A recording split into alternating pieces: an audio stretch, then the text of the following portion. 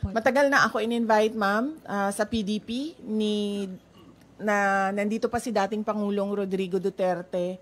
Last year, July, nung nag-resign ako sa Department of Education, inimbita na ako ni dating Pangulong Duterte. At sinabi ko sa kanya na pag-iisipan ko,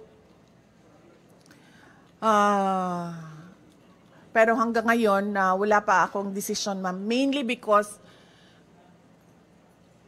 nakita niyo naman yung nangyari sa akin, ma'am, di ba, no?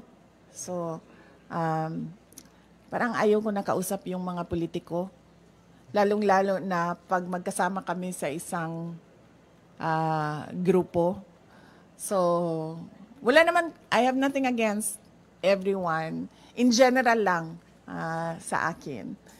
At mas gusto ko yung ganito ako, yung sinasabi ko lagi na I'm single and ready to mingle in terms of politics. Kesa sa yung nakatali ka sa loob ng isang grupo. So, hanggang ngayon, ma'am, wala pa akong desisyon kung papasok ako ng PDP.